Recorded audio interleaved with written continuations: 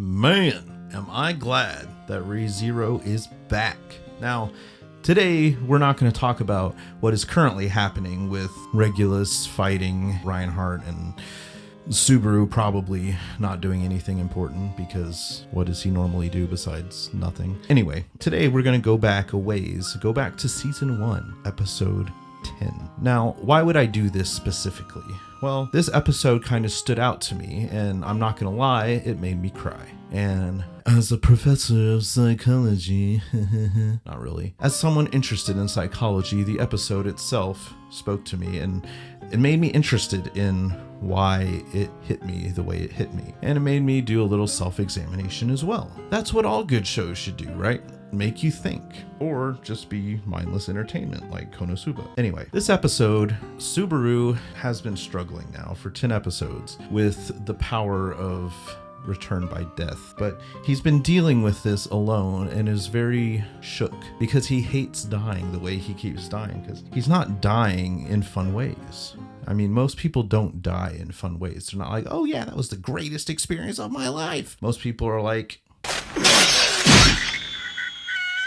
This episode covers Subaru falling to pieces in front of Rim, which that also hurts a little bit. But specifically, I thought it was interesting because Rim is telling him how to her, he is a hero and he has saved her multiple times and how she really appreciates it. But Subaru, completely overwhelmed, one, because he loves Emilia, and I want to believe in my heart of hearts that he also loves Rim. I feel like the writers of the show were aiming for a brother-sister connection there, but that's not how Rim views it. We see Subaru fall to pieces because of the stress of knowing what is at stake and knowing that he is stupid and that he is bad at doing anything and that he's not the knight that Emilia needs.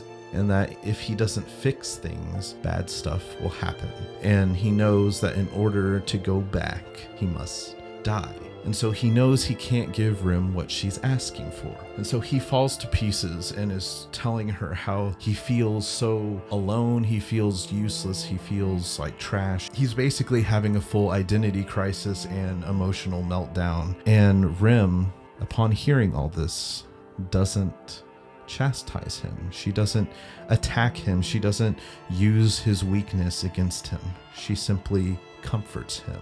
And I think that is where it hit me the hardest. When she didn't just be like, oh my gosh, this guy. She validated that he was struggling and spoke to him in a kind way and in a way and held him, because physical touch is important, especially when you feel alone. Now, that's not the case in all situations, but a whole lot of situations, physical touch is very important when someone feels alone. Because now you physically, by touch, you feel the actuality that you are not alone. And the words that she speaks to him of care and compassion are added to the sensation of touch that helps him to overcome his fear and his view of himself of being so pathetic. And I think a lot of times we as people fall into this trap where we view ourselves as insignificant, we view ourselves as dumb, we view ourselves as